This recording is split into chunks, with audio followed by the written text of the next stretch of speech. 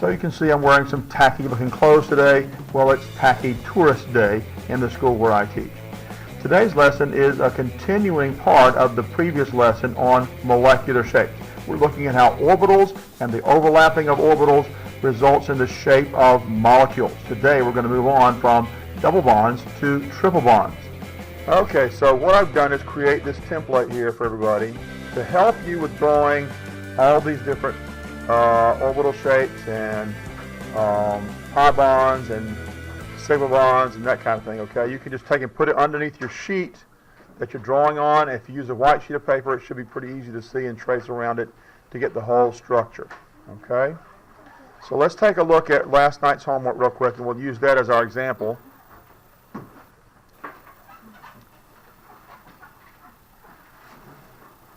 So this is what you were supposed to make a model of last night, a balloon model of. And so if you haven't already put that in your notes, it needs to be in your notes. And I want to use this as the example to show you how you can use this template to make it happen. So let's see. I need a sigma bond between carbon and oxygen. So here's my sigma bond that I have on this piece of paper here. And so I'm just going to put it underneath the sheet here. And I'm going to trace out the sigma bond.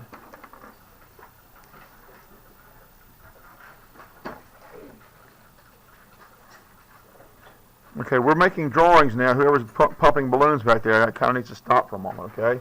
So this is a sigma bond, okay? And we need a pi bond to go with that. Well, here's my image of a pi bond that's flat on the paper, okay? So I'm going to take my sigma bond and put it in right there around the pi bond so it fits around it properly. Okay, I don't know if you can see the slight image underneath there that I'm going to trace around.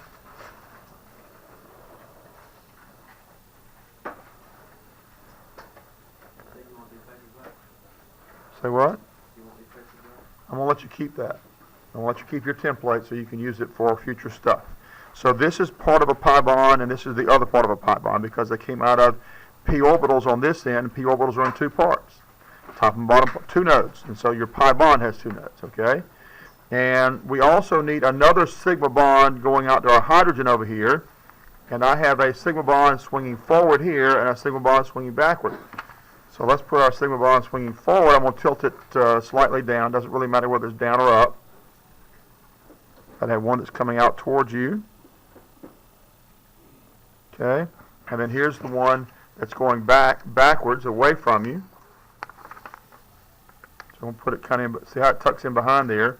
And then when it's behind here, this part needs to be a dotted line. And the part that's showing out behind it needs to be, the whole thing. All right? And so there are hydrogens out here on this end. And these are sigma bonds. Okay? And then this is where the carbon is, and where the oxygen is, there's two lone pairs. Okay?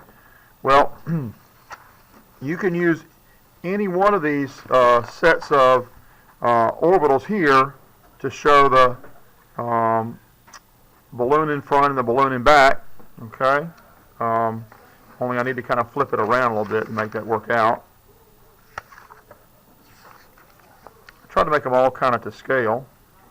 So this is the one I want to have going to the front here.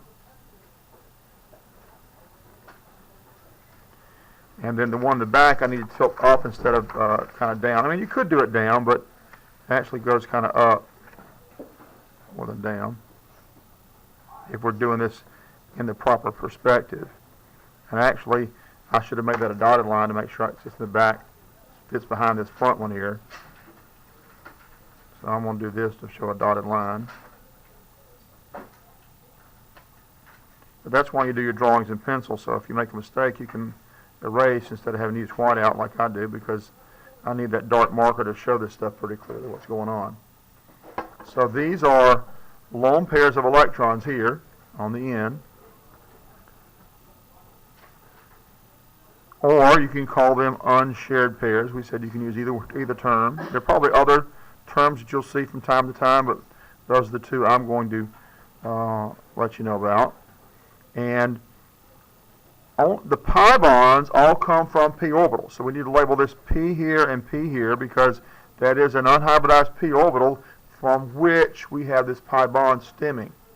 And so P is over here too, because this is a P orbital that's unhybridized. And all of the lone pairs always come from hybridized orbitals.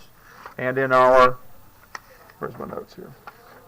When we figured out the hybridization on these orbitals, we said that oxygen and carbon were both sp2 hybrids. Okay, so lone pairs always come from hybridized orbitals. That means this must be an sp2, and so is this one back here sp2. And so do these sigma bonds come out of sp2 hybrid orbitals. And so that's an sp2 in the back there, but since it's kind of in the back, I'm just going to do it like this, okay? Does that make sense? Does that template help you? Okay? That might help you if you're good, if you're not very good. So this needs to be in your notes, and the next thing we're going to do is a different model where we have 2 pi bonds, and then we're going to do a third one where there's 2 pi bonds, but it's different. Okay? So we're going to be doing what's called a triple bond today, and then we're going to do what is carbon dioxide. Carbon dioxide is very unusual in that it has 2 pi bonds, but they don't form a triple bond, and I'll show you how that works. So this is more complete than the drawing I did yesterday, okay, which only showed you generally how the balloons all go together.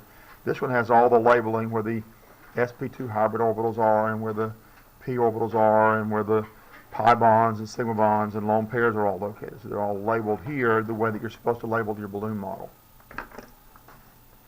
All right, so what we're going to do next is we're going to do a molecule of, it's called ethyne. That's the formal name. Remember I told you need to know that IUPAC, what that means, International Union of Pure and Applied Chemistry. Well, IUPAC would call it, at least in their rules, would be called ethyne. But they use it in welding. At least, well, actually, they don't use it in welding so much as they use it in the welding industry to cut steel. Huh? What? So the formal name is ethyne, and I'm glad your welding teacher is teaching you that term, because that's the formal name. But the less formal name, the one that's been around for a lot of years, is acetylene.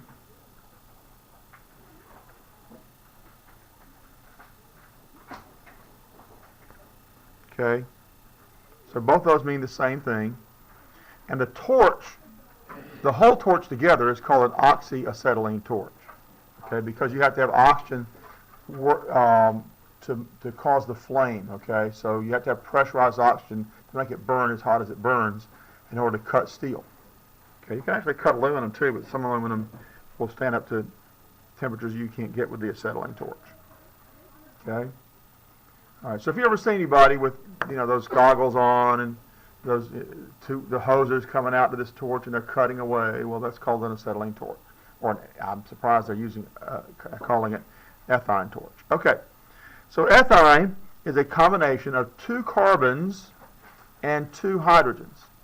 2 carbons and 2 hydrogens. So here's what I want you to do to practice. I want you to do the electron dot notation for carbon, and there's 2, since there's 2 of them, write carbon twice with the electron dots, and write the electron dot notation for 2 hydrogens, okay, and then see if you can figure out how to share those electrons so that carbon gets all the electrons it wants, and hydrogen gets all the electrons it wants. Okay, I'll give you a few minutes to work on that, and then I'll show you how to do that.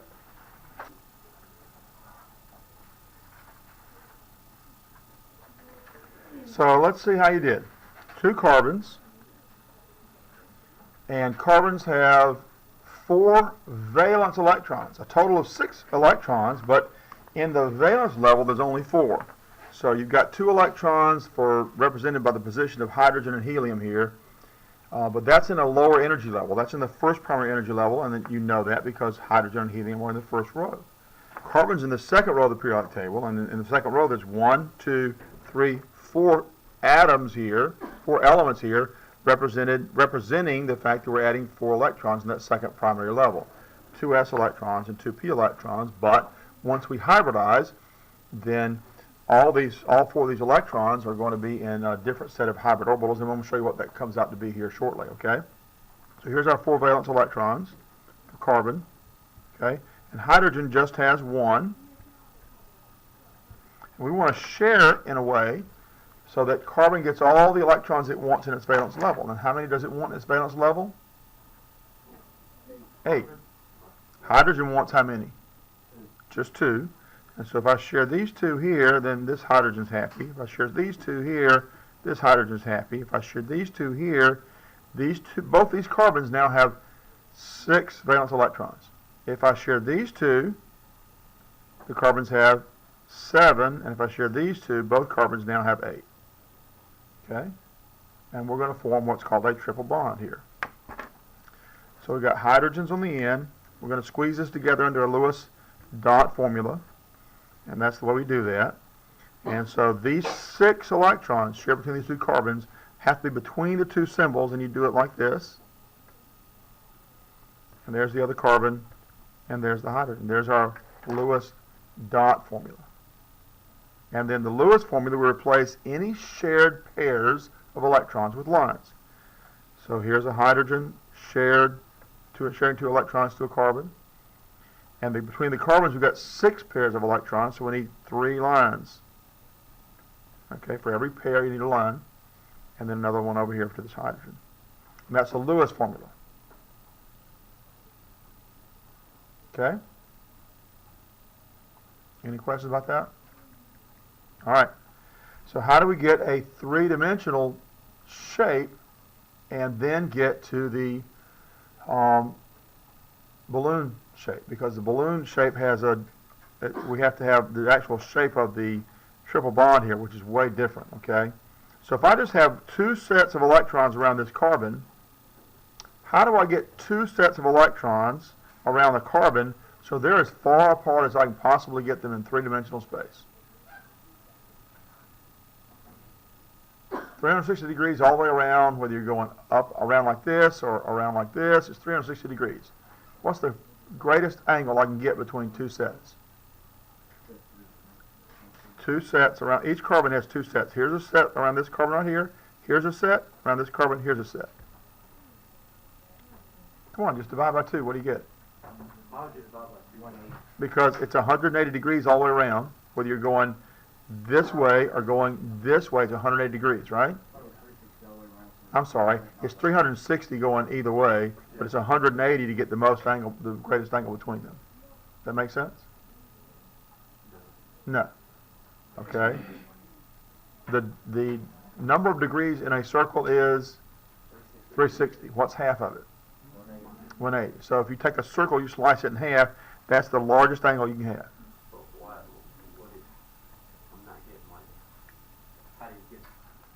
So if I have 1 set of electrons over here, that's 360 all the way around, right? If I have 2 sets of electrons and I want to get them as far apart as I can possibly get them, then 1 set's going to be over here and 1 set's going to be over here. That's 180 degrees. That's as far apart as I can get them. But we only have 2 sets. All the electrons shared between 2 atoms make up a set. Okay? So we got it. 1 angle going this way, 1 angle going this way. And we're just looking at this carbon right here. We're kind of ignoring the hydrogen on the end for the moment. Well, that's 180 degrees. Okay? So the angle between the hydrogen and the carbon and the other carbon is 180 degrees. That makes sense?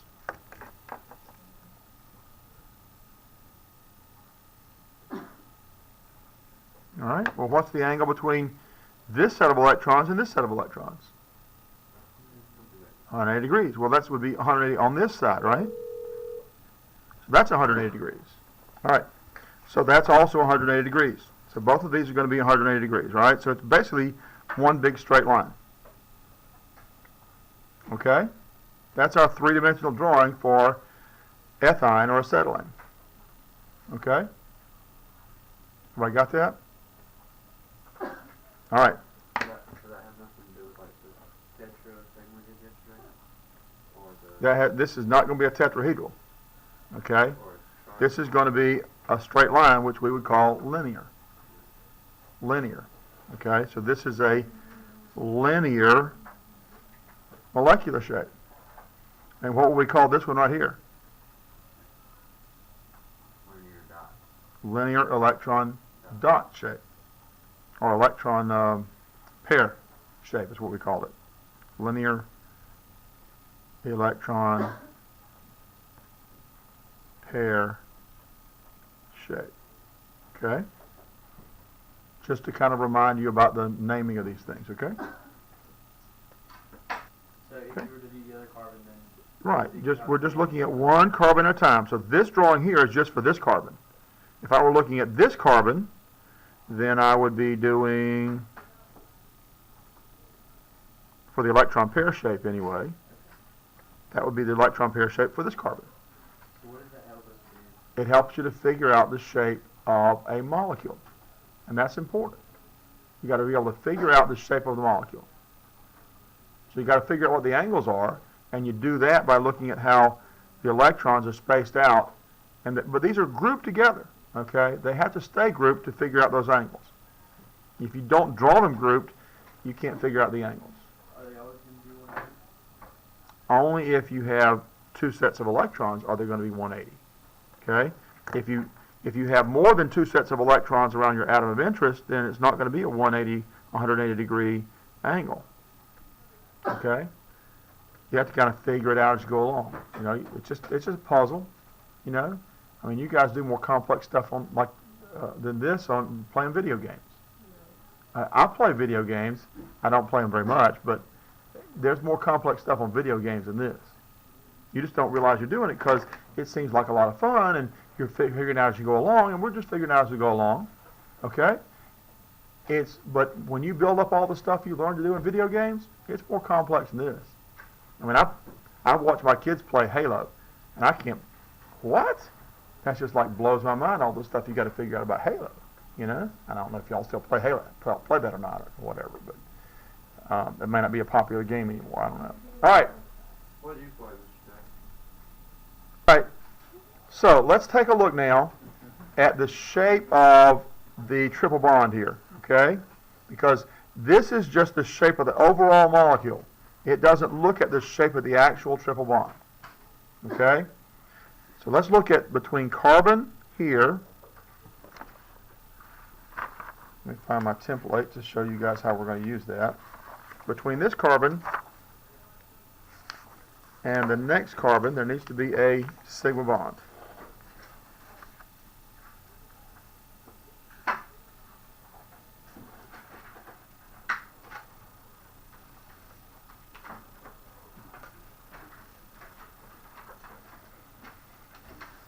All right. Now, how in the world do I know there's a sigma bond there? Because you have to have a sigma bond before you can have any pi bonds. Okay? That doesn't mean it forms first or anything. It just means that you're not going to have any pi bonds if there isn't also a sigma bond. Okay?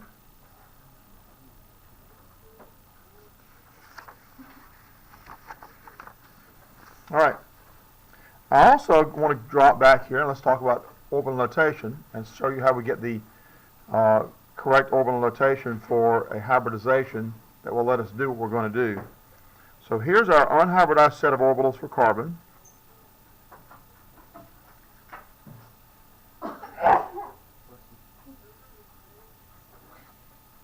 And we've done this a couple of times already. I hope you remember enough about it to know what's going on. There's the unhybridized set.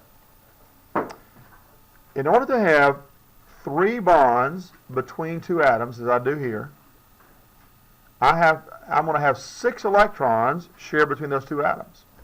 And I can only get 2 electrons in the same space. Okay, let's remember that, okay? When we did orbital notation, we can only put 2 electrons in an orbital. Okay? In order to share all 4 of these electrons, we're going to have to hybridize those so that they're all in separate orbitals.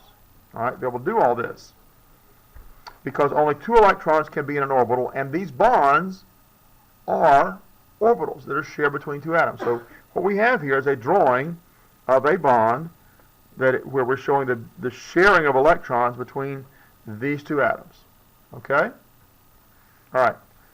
But now I can only get one pair of electrons in the same space. So I've got to have someplace else to put these electrons that's not in this same space here, because they won't fit. All right. So the hybridization for carbon that allows us to do what we're going to do is called an sp hybridization. I'm going to take only one s, this s right here, and this p. We only hybridize the electrons in the highest energy level. This coefficient 2 is the highest energy level. So this is the highest energy level. These are all highest energy level electrons. In that second energy level, we're going to hybridize these into sp. So we're only going to take one s and one p. We're going to hybridize those. We're going to group them together and make a set of sp hybrid orbitals. And then these two p orbitals over here on the end, we're not going to hybridize those. So those are going to remain p orbitals.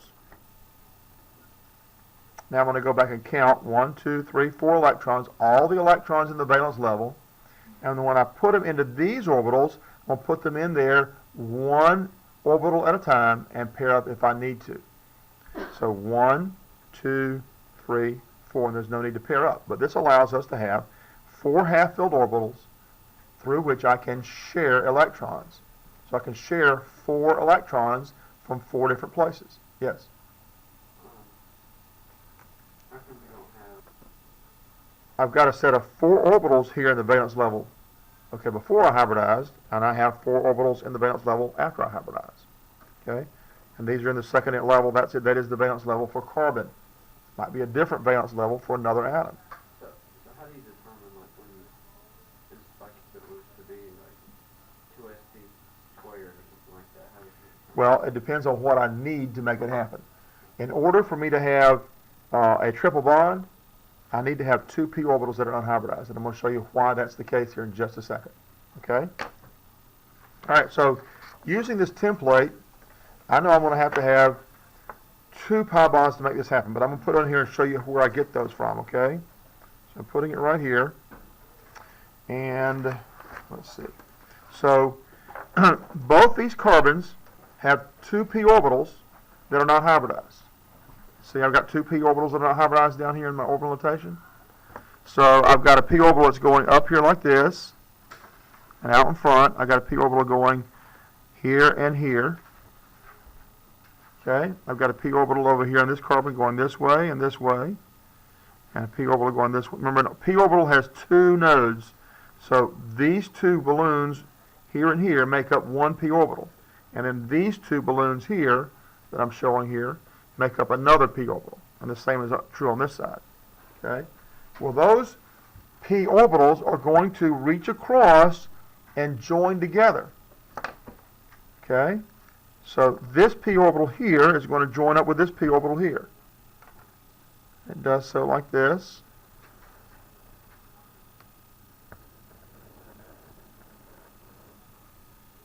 And that's the front part. That's the part that's sticking up like this.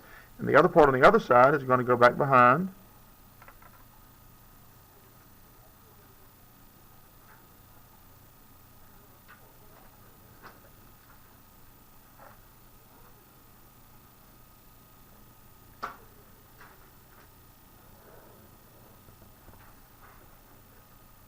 Okay?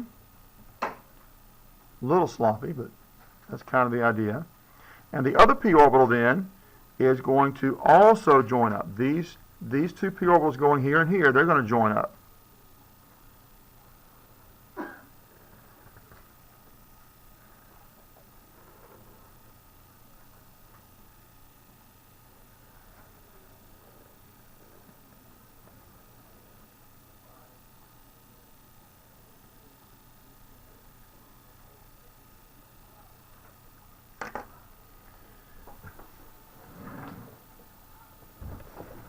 That gets to be pretty complex, and it's hard to understand when it's on paper. So what we need to do is make balloon models so you can actually see how this paper drawing is related to what they actually appear to be in space. So I'm going to erase the p orbitals, which I've joined together here now. Okay. Hmm? Do we have to do this? That's up to you. Okay. Now let's see. I also have a sigma bond going out to those hydrogens here on the ends. Okay. So I've used this sigma bond in the middle. I've used one of the hybridized orbitals for. These two p orbitals over here I've used to make these pi bonds going around the outside. And now I've got another sigma bond on each carbon that's going to become part of, or become the bond to the other hydrogen. So there's hydrogens over here. And hydrogens over here. And so we get this. And that's the balloon model you're about to make. And over here, when we do the balloon model, we actually put this into a little balloon on the end. Okay?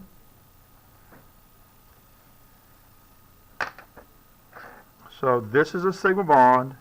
It's where I've shared hybridized orbitals. These down here, the SPs are hybridized. One of those hybridized orbitals is sharing with one carbon going to the other, and the other hybridized orbital on each carbon is going to the other hydrogen. So this is also a sigma bond. When you're bonding two hybridized orbitals, you get a bond that's directly on a line between two nuclei, which is the definition of a sigma bond. A sigma bond lies on an axis directly between the nuclei of two atoms.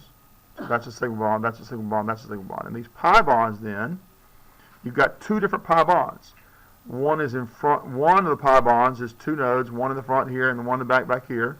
So this is, we'll call this pi 1, and so this is also part of pi 1, and this one here is pi 2, and this is also part of pi 2. Okay, the hybridization on the carbons that allow the formation of a sigma bond is sp. So this is sp, and sp, and sp, and sp. And there's no hybridization on the pi bonds, or the p orbitals from which we get the pi bonds. So we're going to call this, I'll call this P1, and this is P1 down here. P1 and P1. And then this one going this way is P2. Just so I can differentiate between one p orbital and the next. Or you could call them Px and Py. Okay, that's what we call them when we made our set of unhybridized p orbitals, right? Px, Py, Pz. That might even be better if we call them Px, Py, and Px, Py. Okay? So now we're ready, I think, to make a balloon model of ethine or acetylene. So I'm going to start out making a model here while you guys are working on it. And I want to start with the hydrogen on the end and a sigma bond that's going to go to this carbon here in the middle. Okay? And so for that we need the little round piece on the end that's going to be our hydrogen.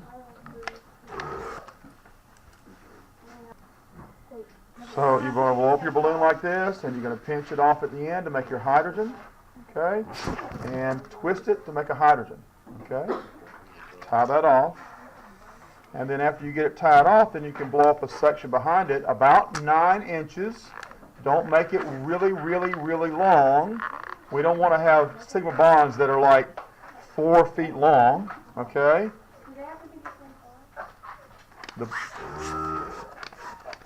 When you say that they have to be different color, your two nodes of a pi bond need to be the same color. So pi 1 has two different parts, needs to be all the same color, but you can make it that one balloon. All right, so I'm going to take and squeeze this up here, up to the end, snug it up here. I'm looking for about 9 inches, which I'm going to say is roughly about here. Pinch it off, tie it off. And this is going to be representing our A sigma bond and a hydrogen on the end, just like the hydrogen on this end going to a sigma bond and the hydrogen on this end going to a sigma bond. So that would work for that. Okay, so basically, Now, For the sigma bond that's in the middle, guys, for the sigma bond that's in the middle of this, right here, okay, you need to be able to tie that on both ends. You need to be able to tie it here on this end and tie it on this end. So, you want to take your balloon, and before you blow anything up, tie a knot about right here so that you've got something to tie everything to at the ends of that. Okay? So for the middle balloon the sigma bond in a pipe, the sigma bond that's with a double or triple bond needs to be able to tie together like this. Okay? And then you can blow up your 9-inch long, or roughly that, 9-inch long balloon that's going to represent your sigma bond in between the two atoms in the middle of that double or triple bond. So the sigma bond that's going in between the two carbons in this model needs to be about the same length as the sigma bond going out to the hydrogens in the end. And that's about the same length, or slightly shorter. Okay, and then I'm going to tie that off. And there's the sigma bond that's going to go between the two carbons in the middle of this triple bond we're making a model of. Okay, and so I can tie it to one carbon on one end and the other carbon on the other end. Now for pi bonds, you're going to need something to tie on the end as well. So I'm going to tie a little knot on this before I start making the pi bond out of this. Now I need my pi bond to be about 1.5 times, roughly, the length of the sigma bond. So if my sigma bond is this long, I need my pi bond to be this long and another half that long on the end. Okay? So I've got a balloon here that's about 1.5 times as long as the sigma bond. This is the sigma bond that's going to go in between the two carbons in the middle of my model. And this is the first node of the pi bond. That's about 1.5 times that long. Okay, but that pi bond has to go on the top and the bottom. So I'm going to use the same balloon to do both. I'm going to tie this here.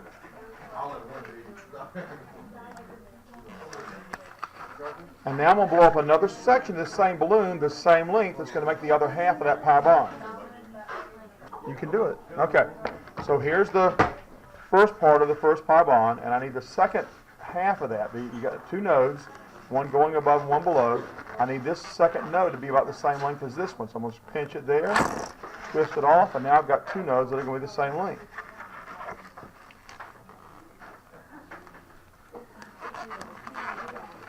Alright, so now I have my single bond and my pi bond. I want to tie this right here in between. Snug it up very tight there, just as tight as I can get all these balloons to come together. Alright, so that's the sigma bond. And the pi bonds then are going to tie together and surround this sigma bond like this. Okay? I'm going to tie all that together. So when you get everything together, here's your sigma bond. These two parts, this green balloon at top and bottom, that makes up your pi bond. The sigma bond is going to come from an sp hybridized orbital on both ends. The pi bonds come from unhybridized p orbitals here and here, and here and here. Remember, the p orbital is in two parts, has two nodes, so the pi bond also has two nodes. And so now I need another pi bond. For a triple bond, I've got to have one sigma and two pi's. This is the first pi. I need another pi that's going to go like this. So this is a model of a triple bond. I still have to put the sigma bonds going to the hydrogens out on the end, on both ends for this particular molecule. But this is a triple bond. You've got a sigma bond in the middle coming from sp hybrid orbitals on the two carbons. You've got a pi bond going around this way, coming from an unhybridized p orbital. We could call this px or py or pz. This would also be px, py, or pz. So two separate carbons, two separate unhybridized p orbitals.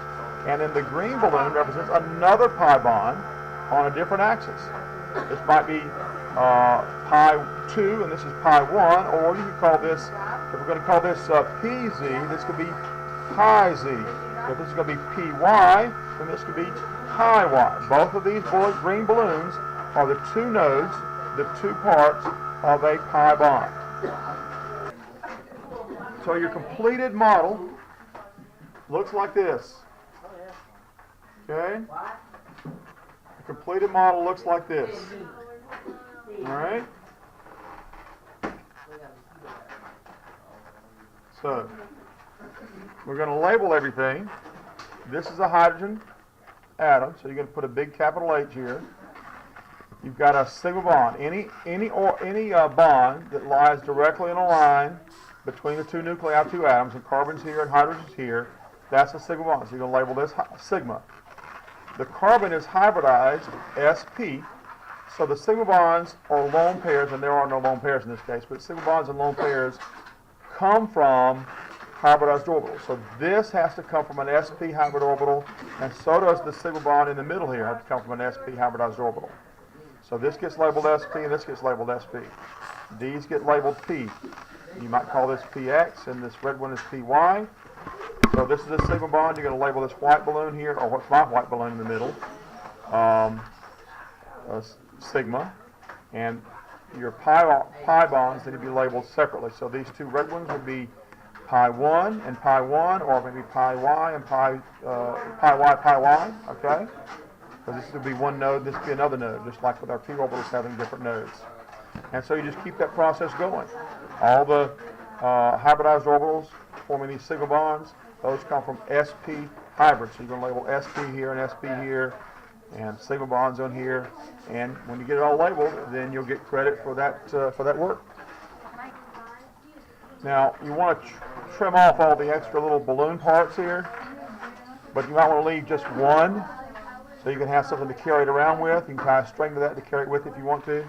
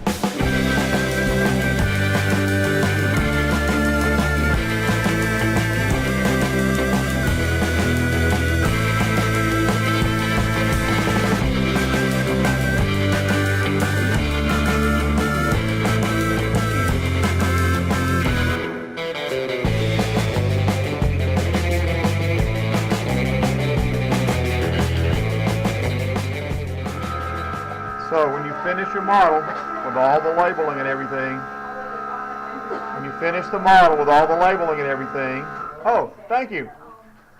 when you finish the model, all the labeling and everything, you're going to have something that looks like this. Okay, see how I've got all my model, my bonds and everything labeled there, so you know where everything is. Okay.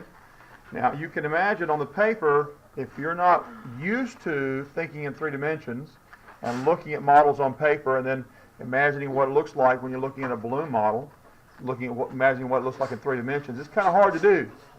The idea behind doing these balloon models is that you can start to visualize the connection between those written drawings in your notes and what it actually looks like in 3 dimensions. So if you don't take the time to meditate on this process, if you don't take the time to think about the relationship between your drawing and what it actually looks like in 3D space, you're kind of hurting yourself.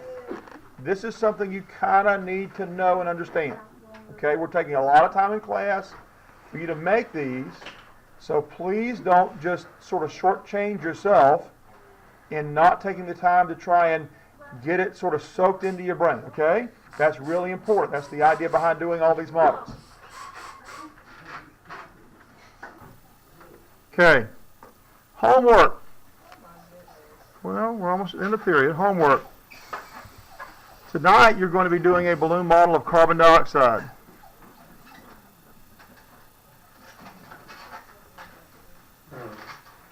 Carbon dioxide is CO2.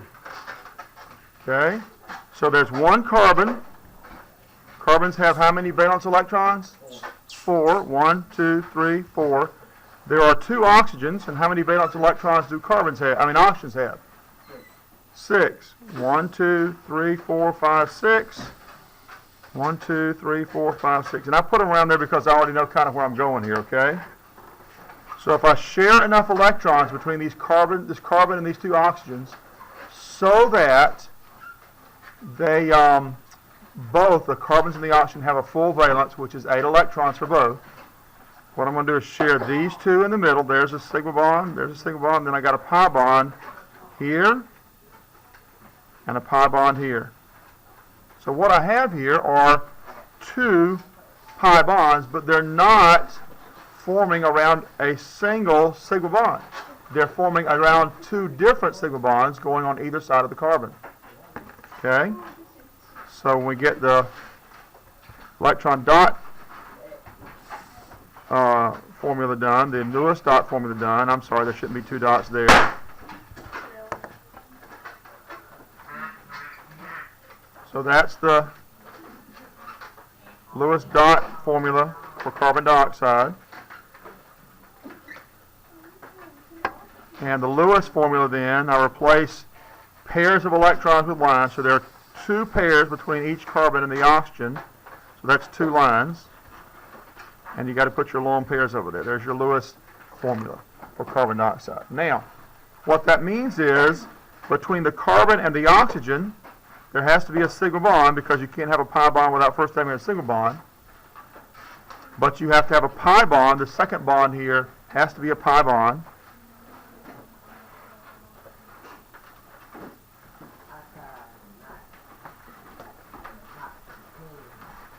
Okay? And then you're going to have 2 lone pair balloons over here on the oxygen. The same is going to happen on this side, going to the other oxygen. You got a sigma bond. But now this pi bond has to be on a different plane than this pi bond. In other words, if this pi bond is going like in this direction, I've got to fit the other pi bond in this direction, okay? Because around that carbon they have to use 2 separate p orbitals. So this next one's got to go in a slightly different direction here.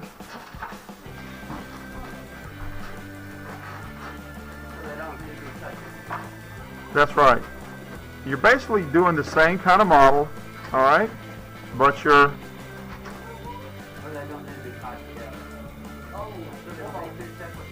Yeah. This will be one balloon, and that'll be another balloon making that pi, okay? And you got 2 long balloons going here, and then 4 round balloons, 2 on each end. Okay? I'll leave it up there for a minute. And if you're watching the video, you just pause the video. If you have the long balloons that you use to make balloon animals with, you can do this with 4 long balloons and 4 round balloons. Okay? Using the same process we've been using the last 3 days, making models in here.